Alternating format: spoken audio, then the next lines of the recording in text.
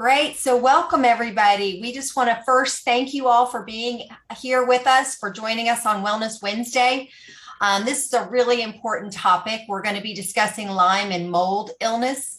It's really important. So many people are suffering from this. They suffer for years and years. They're getting no help from modern medicine.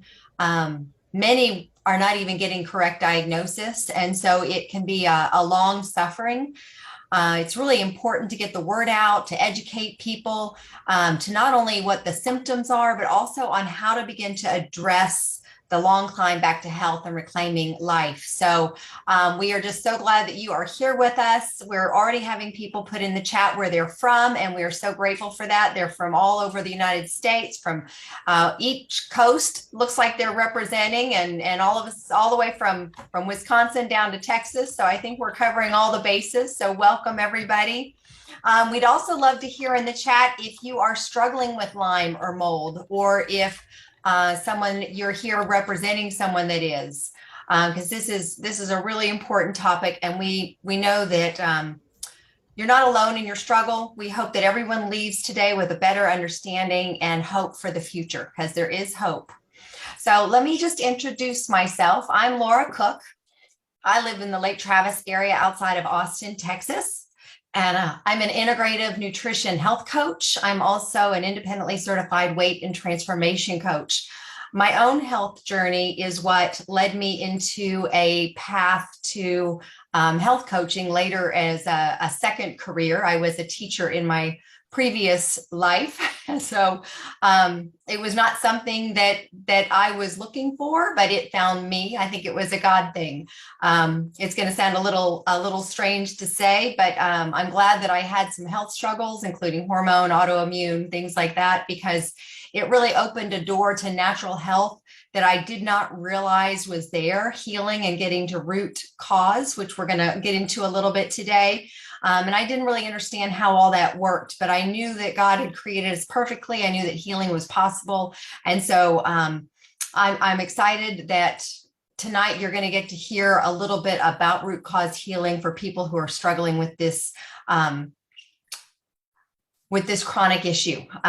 So now I have the benefit of sharing options in the health world with others, so they can create real health in a way that doesn't include pill for an ill or surgery.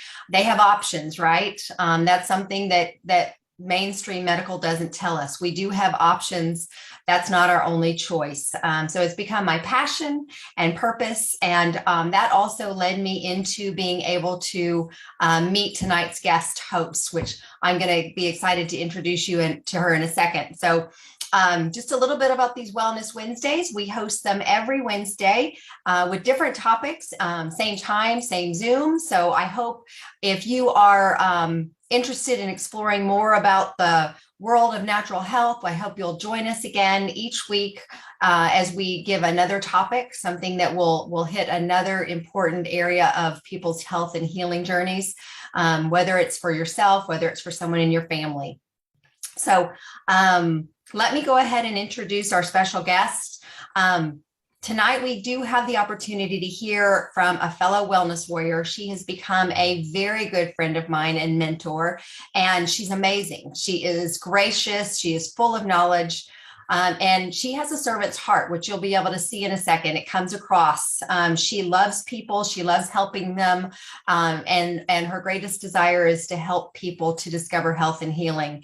And so I think that when you are listening to her, she is not only an expert in this topic, but she is also an overcomer for her own health journey as well. So she's not just a science geek and a self-proclaimed science geek, but also has that as her background, but she's also an overcomer. So let me introduce tonight's guest speaker. Her name is Gail Beebe. So Gail, welcome.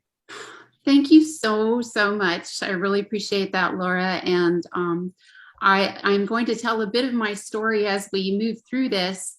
And I'm humbled to be here because these Wellness Wednesdays have such great information. I learn something every time, and feel free to just keep coming back. I'm just very grateful for all of you being here, taking time out of your schedule. And I hope that we can bless somebody tonight so that they don't have the same long drawn out experience that our family had in trying to come to some answers. So I'd like to share my screen so that I can share with you. Let's see here. Going to play.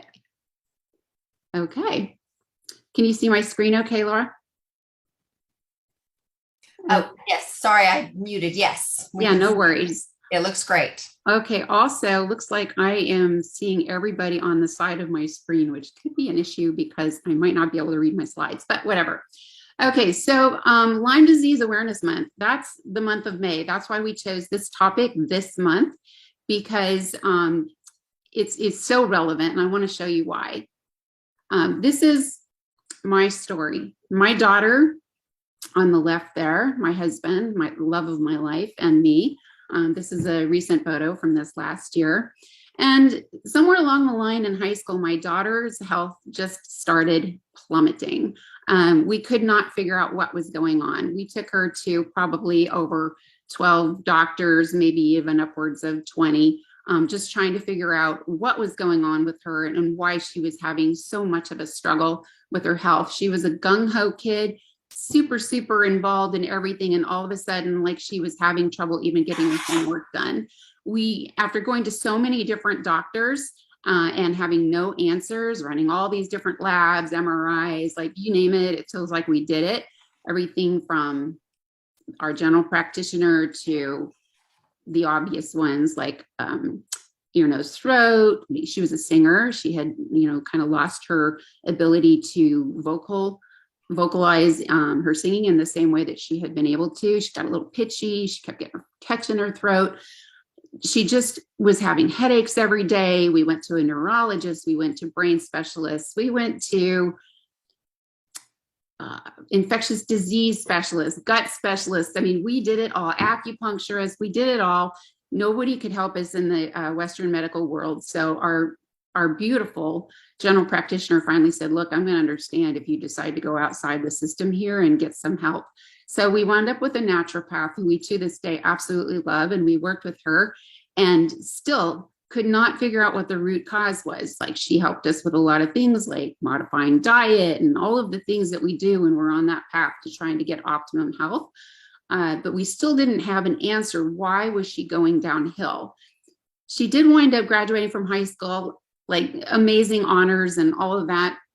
She went to, she went to college, and right around her sophomore year, I got this phone call and she says, I have to come home.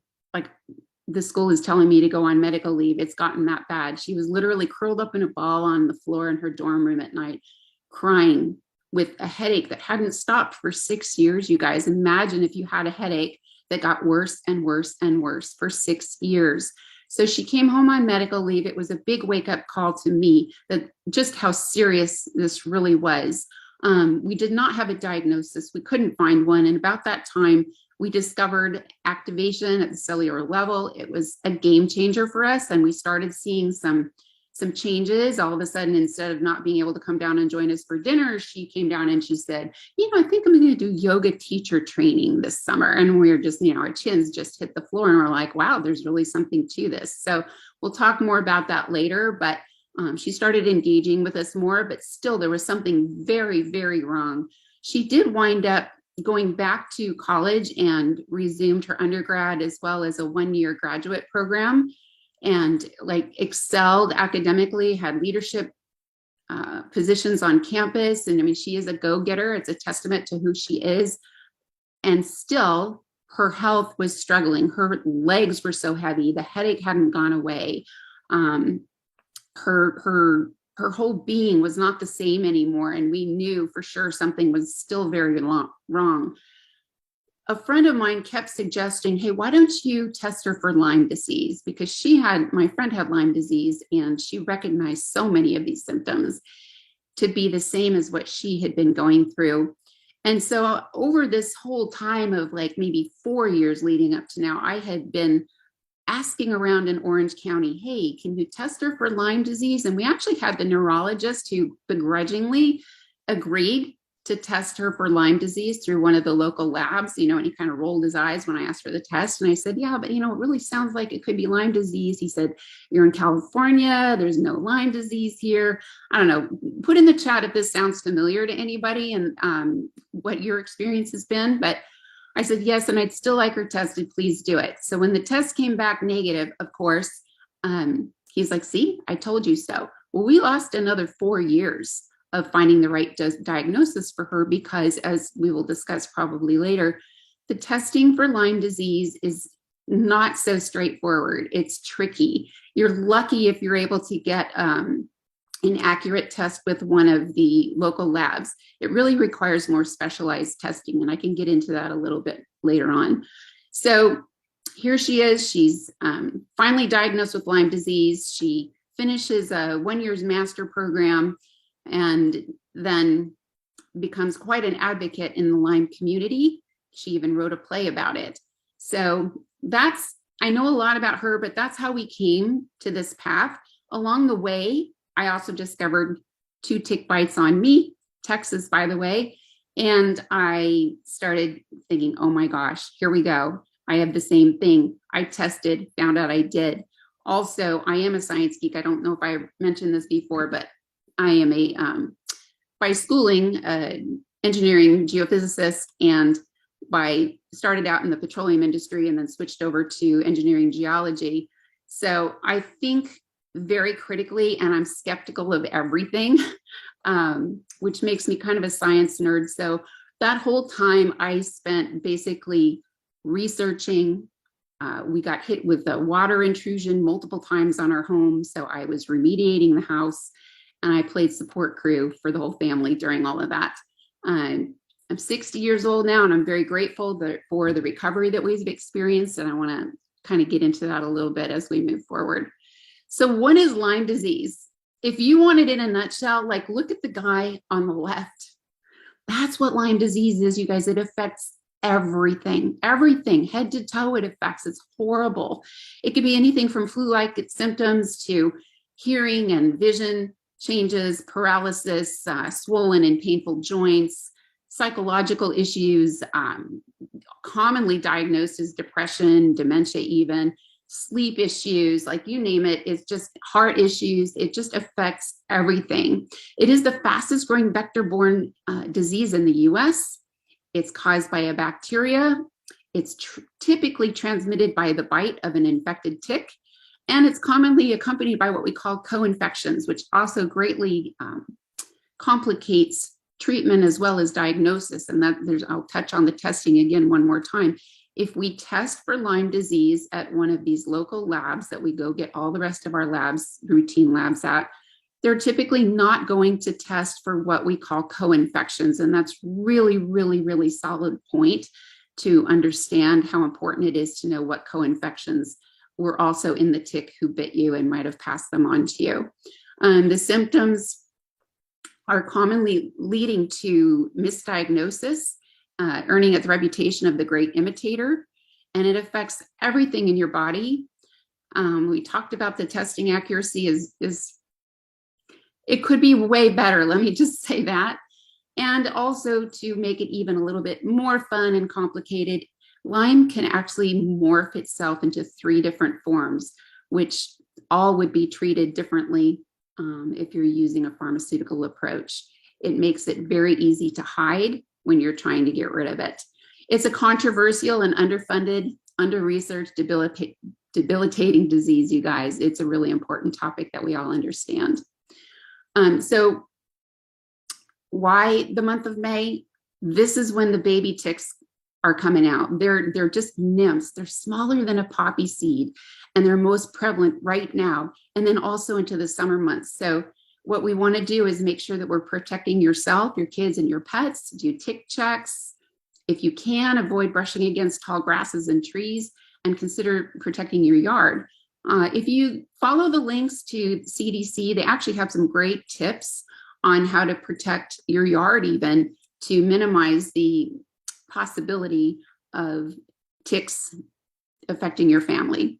I also want to point out here that tick bites are very, very prevalent in our young children. Why would that be? Well, they're the ones who are rolling around playing in the grass. Okay, so it is important, you guys. We need to be diligent, and I hope that I hope those of you tonight who are listening come out with a greater understanding than I had going in when we first were experienced Lyme disease. So where are these ticks? Like I said, our doctor rolled his eyes when I said, hey, I think it might be Lyme disease, and we were in Southern California, and his whole thing was, it's not here. It didn't even matter to him that I told him, hey, we do a lot of camping, we're in Girl Scouts, we've been all up and down the coast, Washington, Oregon, California, we go visit relatives who live on a 1 acre wooded lot in New York. Don't you think maybe it could be here? His answer was no, but in fact, it is worldwide, all 50 states. It's found in the coastal grasses, you guys, in California, all up and down. Look at the red circled on the left-hand side. It's all over the place. The redwoods, forests all over the place. Fallen logs, if you're taking pictures on fallen logs and next to your garden, in your garden, next to the bluebonnets in Texas, whatever, leaf piles, wood piles, tall grasses. It could even be carried into your house on your outdoor gear. So we just need to be diligent in watching for them. I actually think that this graphic, while it's kind of alarming, all the red spots, I think it underrepresents what's really out there. So a lot of the literature in the past has stated that it's really only one type of tick that can carry Lyme disease. And those of us in the Lyme community would beg to differ. We believe that you need to be suspicious of all ticks. We need to live life. We need to go outside. We should be enjoying nature, and exploration of nature and our world is amazing. So what I want to do is just arm as many people with the knowledge as I can. It shouldn't be as hard as what we went through. So be suspicious of all ticks. You can see all these different types of ticks listed across the top here. And also within the Lyme community, there is discussion with a lot of people believing that even any bug who bites some kind of a mammal could be carrying Lyme disease. So we're talking about fleas, spiders, mosquitoes. It's a little research topic, but just something to be aware of. And it's not just a tick we need to worry about. It's actually, how does the Lyme disease tick get from place to place? It's commonly on rodents. It's on other small animals, large animals. And so we just need to understand that it's not only going to be next to a tall tree, it could be anywhere. So clear your yards of dead leaves and the overgrown grasses, especially near the children's play areas. And if you find a tick, we recommend that you remove it carefully, bag it, and you can actually get it tested. The sources for getting a tick tested for Lyme disease and co-infections kind of change over time as far as who's accepting ticks. So I always like to just tell people, go to some of the websites, one of them being bayarealyme.org. I don't know, Laura, if you could maybe type that in the chat.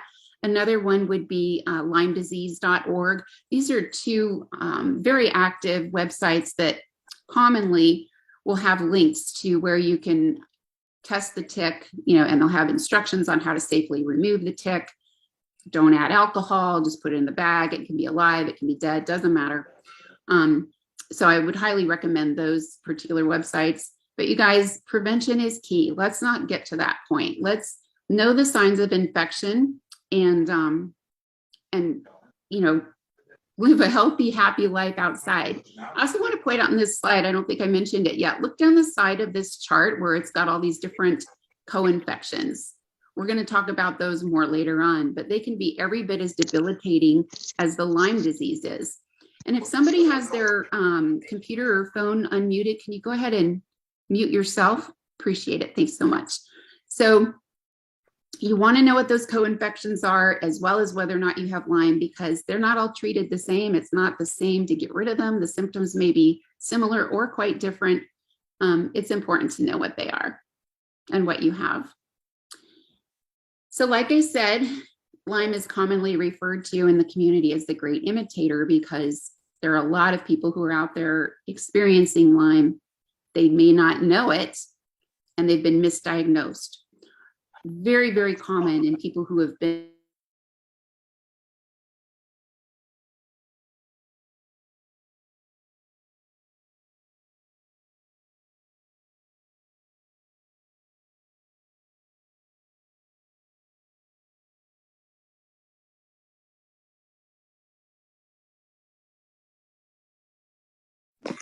We lost you. Hold on just a second. Let me get this done.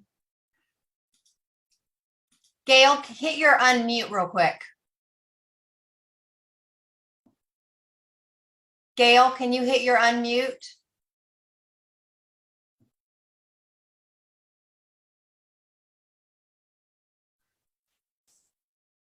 Oh, I think we might have.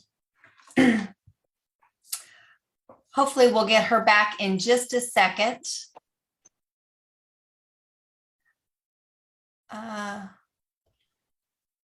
She's changing her screen, so she's still there. Can you hear us?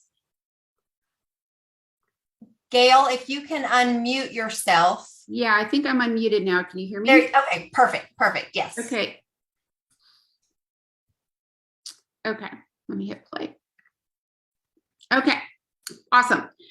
So it's known as the great imitator. I don't know when I actually got muted, but things like chronic fatigue, fibromyalgia and depression, dementia, so commonly when you get to the root cause and you actually give people with these diagnoses a test for Lyme disease, a reliable test for Lyme disease, very common that it is actually positive. The other thing I wanted to say is there's a lot of research out there that is linking Lyme disease to some of these different diagnoses like MS, ALS, and Parkinson's. Very well known in the MS community that a lot of them have been diagnosed with Lyme disease. And I actually recently saw a research article from the US military where they tested different veterans who were diagnosed with ALS, and 100% of them actually tested positive for Lyme, which is quite interesting. Definitely an area that requires more research.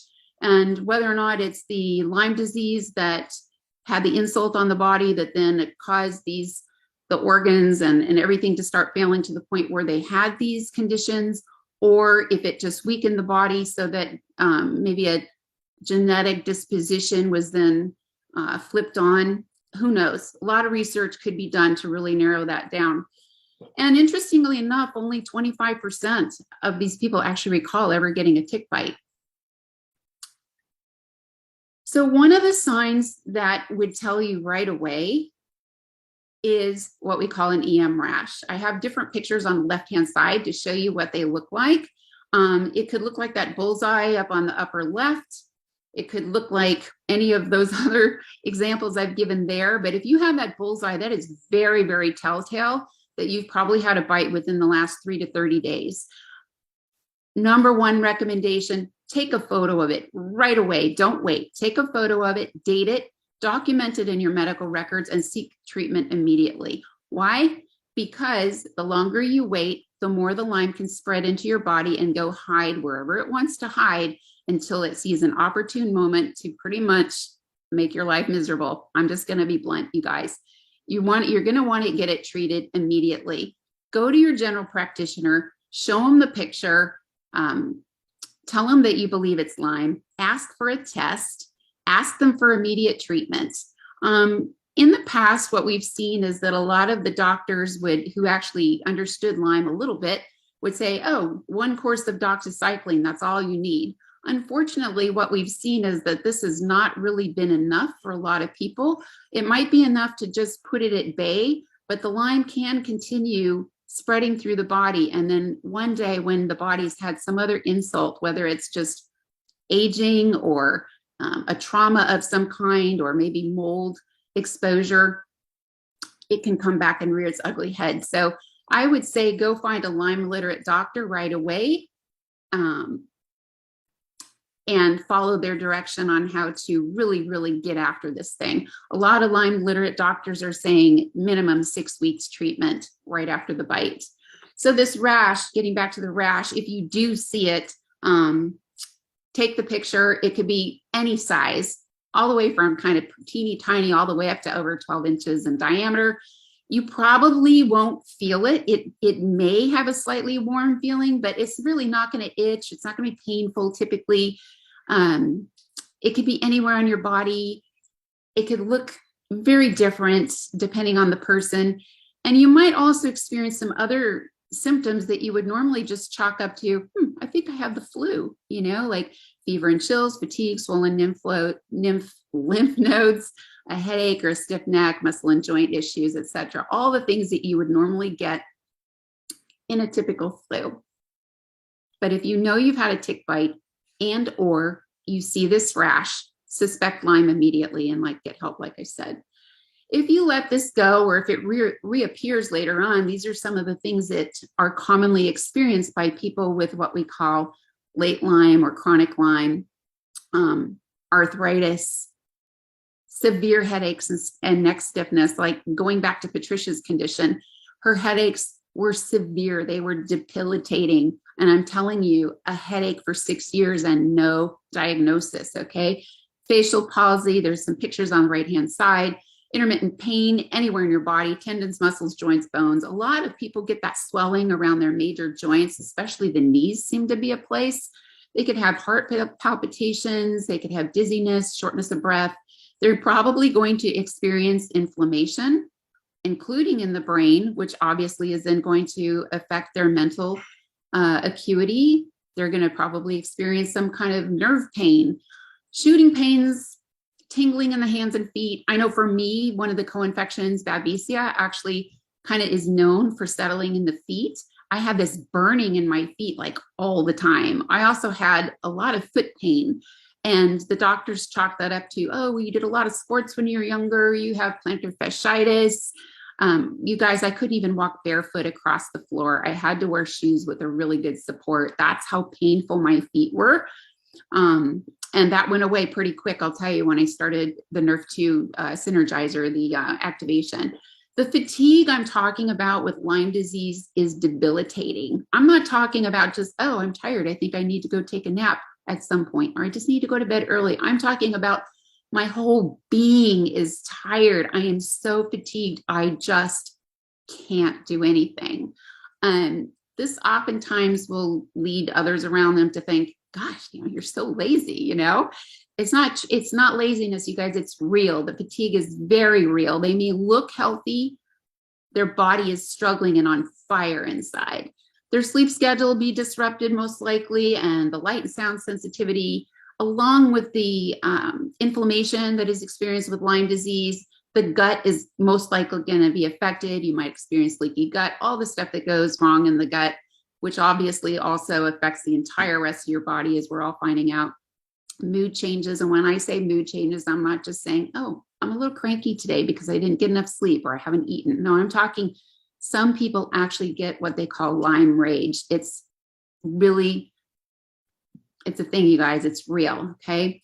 Obviously, the brain fog, memory, word recall. I have to tell you that at times during my roughest days, I could not even recall my friends' names. That's how bad that brain fog can get, you guys. So like I said, getting to a diagnosis can be a little rough. We went to somewhere between 12 and 20 different medical practitioners before we finally got a diagnosis for my daughter, Patricia. And that is not uncommon. If you look at this chart, most of us, 35%, are over 10 different doctors before we finally get a Lyme diagnosis. If you're in that diagnosis in that first doctor's visit, then oh my gosh, you're so lucky. You have something to work with right away, and you don't have to go down this path that we went through. We had to be very persistent. We had to definitely advocate for ourselves, and me advocating for my daughter.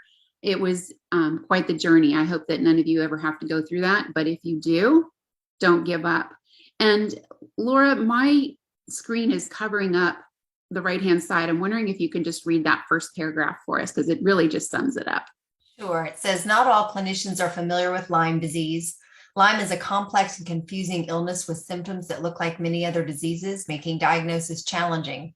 Inaccurate laboratory diagnostics and a history of controversy within the medical field over the treatment and progression of the disease only add to the difficulty, and yet early treatment is critical for successful abatement. So true. Thank you for reading that.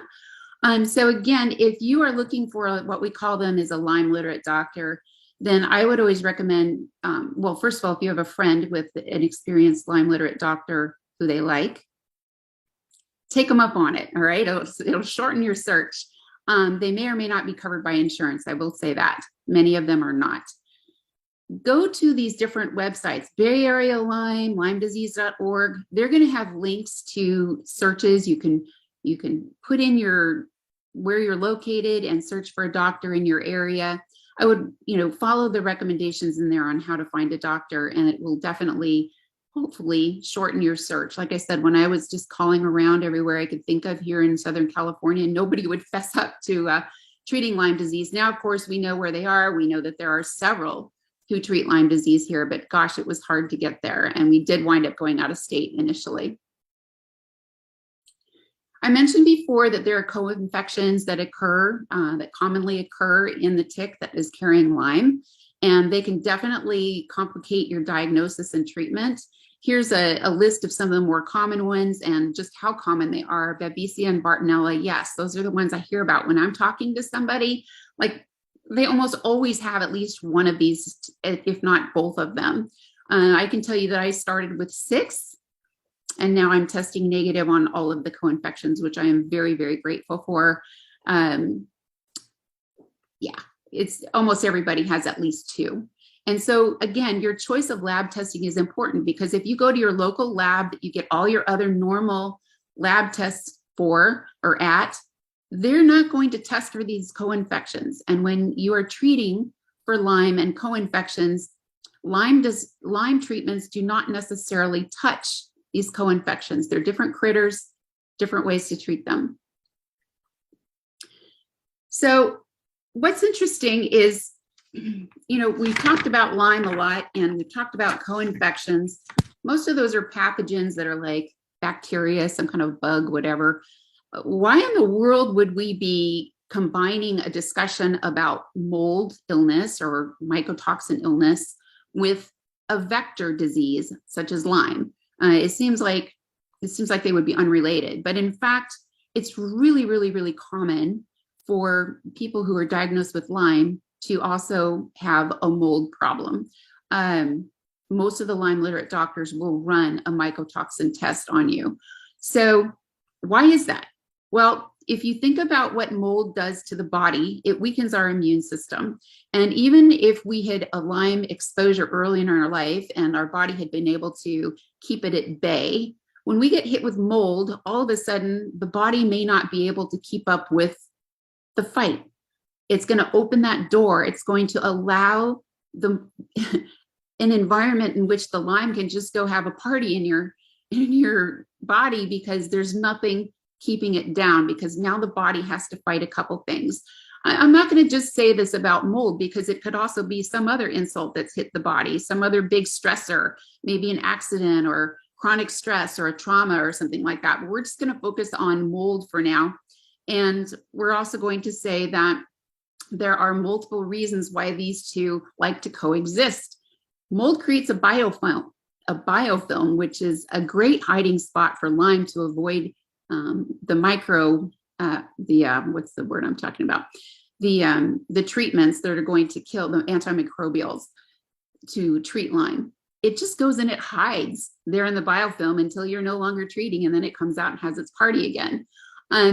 So I also want to mention that our very first Lyme doctor that we went to said to us, as far as mold goes, every single patient that she had walk into her office who was experiencing any kind of respiratory condition, whether it be asthma, constant coughing, wheezing, whatever, when she tested them for mycotoxin illness, every single one of them tested positive. So if you have any of those respiratory conditions going on in your family, you might want to consider testing for mold, especially if you know that you've ever been in a building or currently in a building that has had any kind of water intrusion, whether you've been told it's been remediated or not.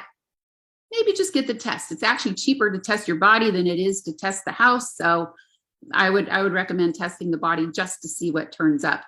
Where do you get that test? That's another issue. Your MD may not know how. It's not really in their wheelhouse typically. I just had a friend who's living in a rental home. They had a water leak, a pipe burst. The landlord had people come in and do a visual inspection and do some testing for hazardous materials. They remediated asbestos in the ceilings. They said there was no mold. They started repairing the walls slowly. And all this time he's living in the house with his family, and his health is going downhill fast. Within 2 months, like, he could barely walk. He couldn't show up for work. He was just like, couldn't think. It was horrible, you guys, just horrible. And I said, I would go back and ask him to retest the house. The walls are still open. Why don't you ask him to retest the house and just make sure that they didn't miss something? Well, come to find out, the test that was done originally on the house was only a visual inspection, you guys. And mold doesn't always look like what you see in the left-hand side of this screen.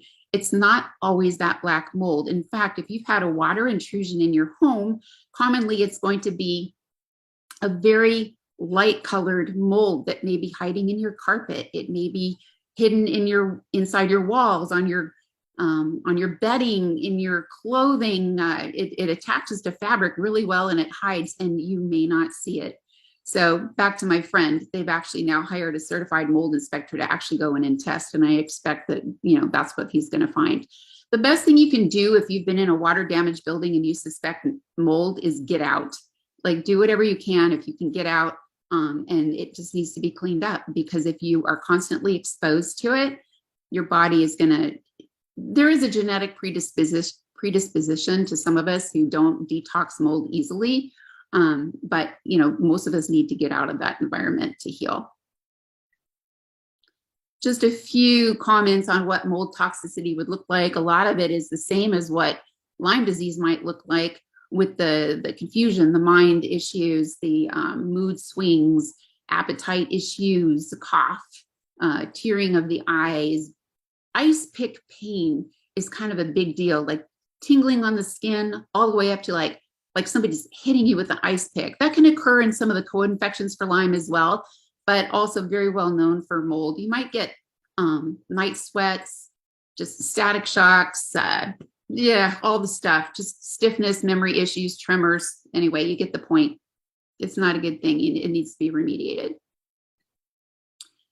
So how do we treat Lyme disease? I'm going to recommend that you find a Lyme literate doctor, like we talked about, and recognize that it is not one size fits all.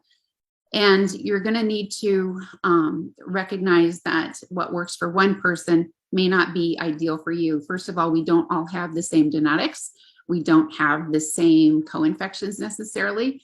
And even in my own family, my daughter and I were not treated the same way, to give you an idea of how, very similar genetics, very similar, the same living quarters, treated very differently.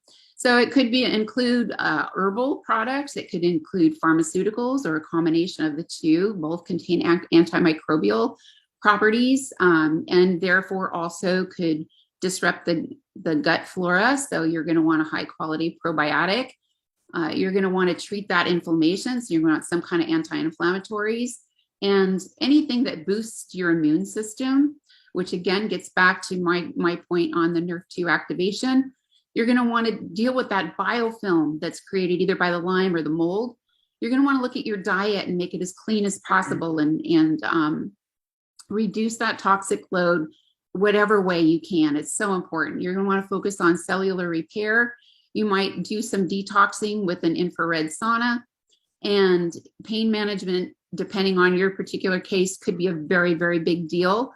IV therapies are very common, glutathione busters. I could go on and on and on, you guys. There are some really out there, off the wall things that I'm not even going to go into that people swear works for them.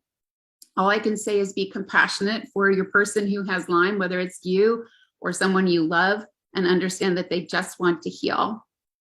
Also, very common that insurance won't cover much, if not anything, which is very unfortunate, and we need to get changed. So I kind of hit on some of the really harsh realities of Lyme, but I also want to just say that healing is possible, and we can't let fear keep us from going outside and appreciating our world, right? We need to live life what we also need to do is give our body what it needs to do what it is designed to do, which is to heal itself. And I just want to say that that includes mind, body, and spirit. Okay. Give yourself grace.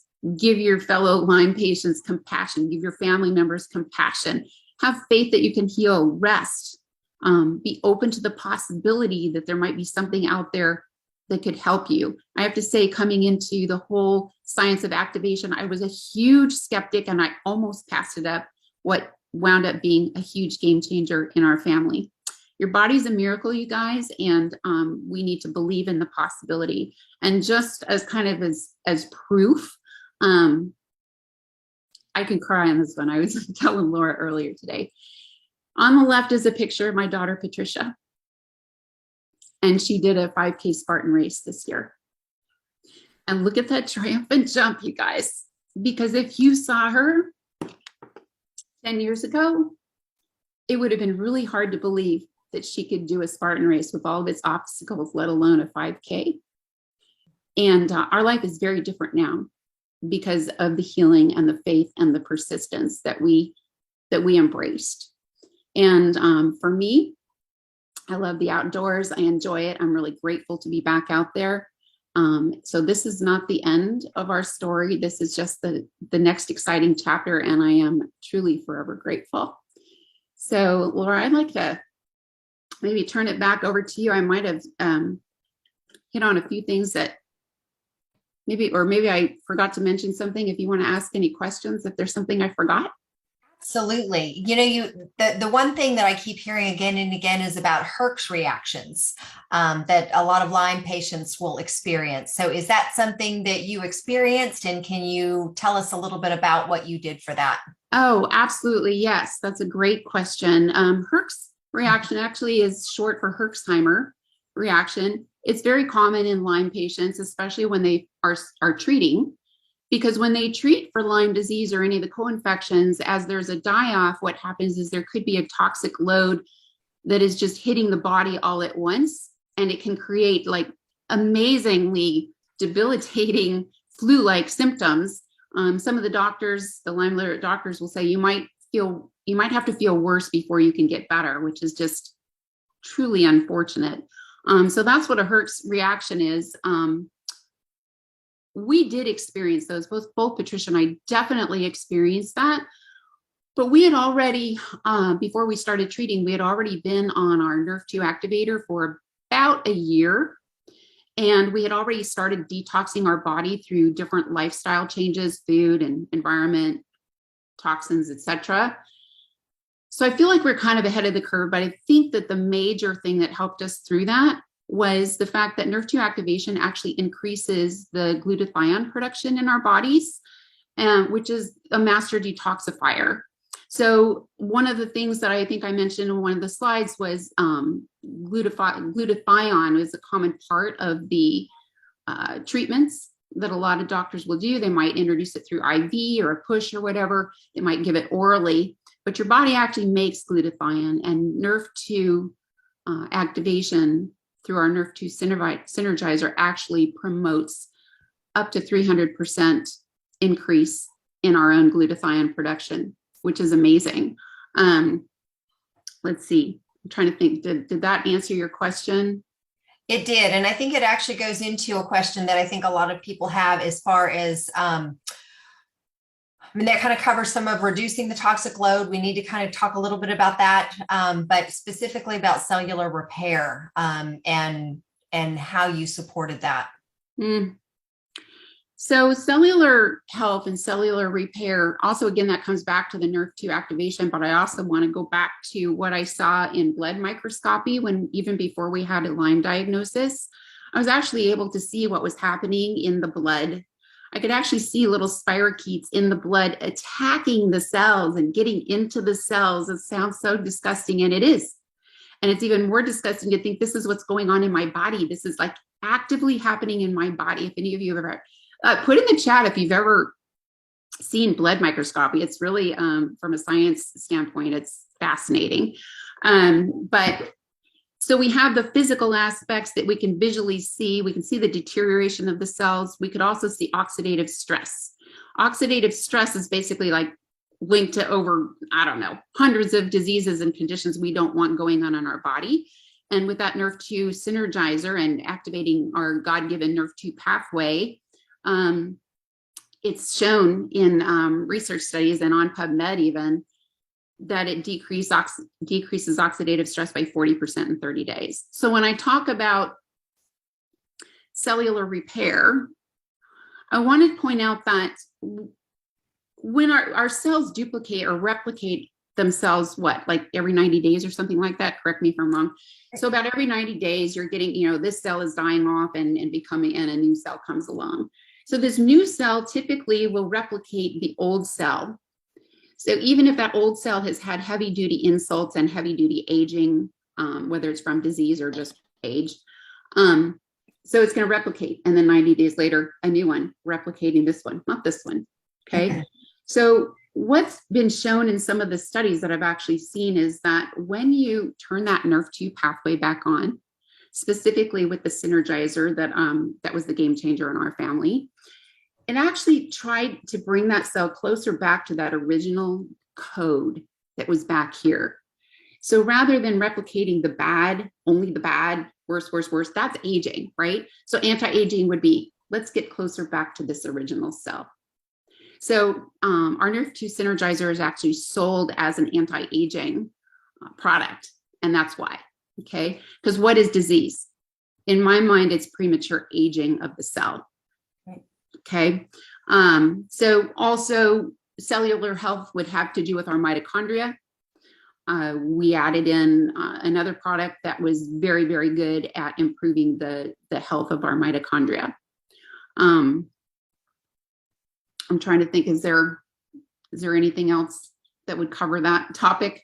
Well, I love that you said about your game changers, because in this fight, obviously you had to go and take care of your diet and nutrition. That's foundational. But then on top of that, you mentioned some other game changers. The NRF2 is one of them, but could you go into some of the others that really helped with your healing?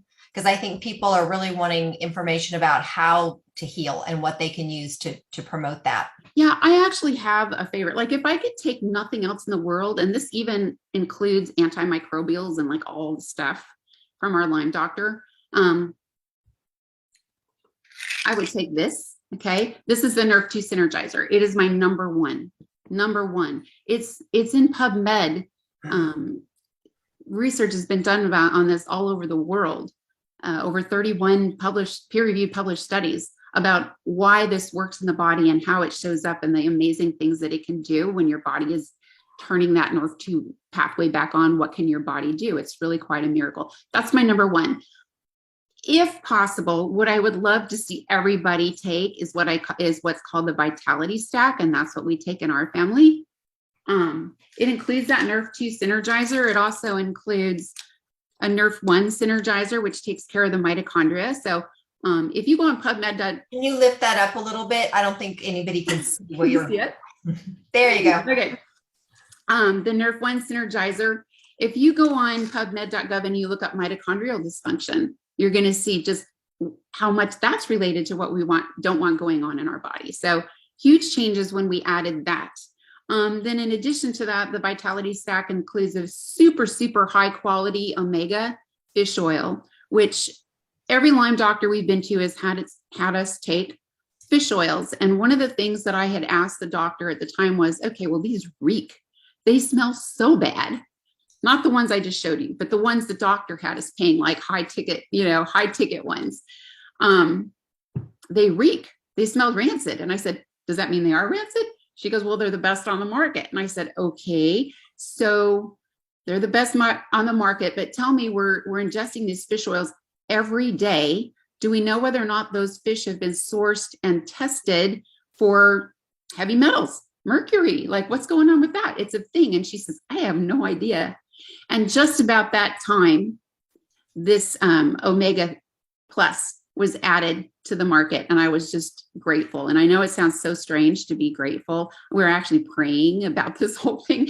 So weird to be praying about fish oils, but when you want to heal and you see your body and the health of your family struggling so bad, that's the kind of stuff you pray about. The other thing that's included in this Vitality Stack is a super high quality probiotic that is actually time release. And again, this costs way less than the probiotic that we were currently being given by our naturopathic Lyme literate doctor. And I feel it's more beneficial. It's actually, because it's time release, it takes about 8 to 10 hours to go through your entire system. And our intestines, all the way through, they require different probiotics in different areas of that system. So when it's time release, it's releasing the specific, we'll call it probiotic bug, whatever you want to call it, at just the right part of our system to do its job correctly. Also, it doesn't need to be refrigerated, and it's just so easy to take. So easy to take. So that's my number one thing I wish everybody in the world could take, because it's not just Lyme disease, it's everything. And like I said, there's an anti-aging study. Did I mention that yet? Yes. Okay, awesome. Okay, so let me just recap so you would start with the NRF2 as the most important no matter what. So if you can only start with one thing, NRF2 is a must. And then if you are able to go further, the Vitality Stack that kind of includes a bunch of the different products is really where you would go, because it's targeting not just your gut health, but it's also your mitochondria. It's hitting a bunch of different factors. Something that we haven't touched on is pain and inflammation. And I know that you had mentioned to me when we were talking that there were some products that you use specifically for the pain and the inflammation. Can you tell us a little bit about your must-haves? Absolutely. Okay, first of all, I'm going to mention again the Nerve 2 Synergizer, which is in that Vitality Stack or on its own, which is the way we started, on its own. That's all there was. Because it reduces inflammation. It's also going to reduce pain, all right, which is a really big deal. And a lot of people, that alone is enough. And so you would find some of us saying, gosh, can we just like bathe in this? Can we like rub it on our skin? Like, I have a little sore spot here. So what did the company do? They came out with Nerve 2 body care. We already had Nerve 2 activated skin care and like non-toxic skin care and hair care and all of that. Then they came out with this more recently, a body care line that is amazing. And they actually added the infused CBD in there, a 0 THC for anybody who's concerned about that. And they provided it in a bath soak, which is heavenly. They also gave it to us in a body rub and a body butter. So, I mean, I keep it at my desk. Like, we work out really hard right now. I've been doing the workouts with Patricia for her Spartan race. She wants to do the next one at 10K. Hello. I'm just trying to keep up. Sometimes I get really sore. So anyway, the body rub is awesome. And yeah, that's what I would recommend as my go-to. They are awesome. And the greatest thing is that they literally are on the clean, I can't remember the name of that app, but it's a clean app, which tells you that it absolutely has nothing in it. It's completely natural, very clean, ranks really high. So I love that. Well, I think that we've gotten a lot of great information. I know that you all in the comments, people said things like, this was more information that they've gotten anywhere else. It was very concise and so well organized, and your heart was in it. You can tell that you just have a passion for this and really wanting people to heal. And so we want to just thank you for taking the time to put this together for us, for educating us, for giving us some hope. We're so appreciative of that. And for everybody that's watching, a lot of people said that they are dealing with either Lyme or mold, or family members are. And so I hope that you got that from what she told you, that there is hope, that you need to be your best that you are the best advocate, and just keep fighting, that there is healing out there. And we just appreciate you coming, and we hope that we will see you all next Wednesday. So thank you all for coming. Thank you so much, Laura. And you know what? I think I forgot to mention our nootropic brain drink. I'm just going to give a quick shout out to that. Get back to the person who invited you to tonight, and ask them about Nerve 2 activation, Nerve 1 activation. Ask them about the nootropic drink for your brain, because brain fog is a really big deal. When your brain is tired, your body's tired, and in my opinion, vice versa. And it's all about supporting the brain health. We could do an entire webinar just on Axio. It's in here. This one I'm drinking right now comes in decaf and regular. the presentations on Wellness Wednesday, if you see one coming up where they're going to talk about brain health for our kids who are having any kind of learning disabilities, behavioral issues, I mean, tune in, you guys. It's really, really relevant, not just for those of us who are experienced like what we consider like the memory loss of aging, brain fog, just because we're busy and stressed out, or a medical issue. It's really a great support. So I just thank you. I want to echo what Laura said. Thank you guys for joining in, and please feel free to reach out if there's anything we can support you on. I'm just very humbled that I could share tonight. Take care and God bless.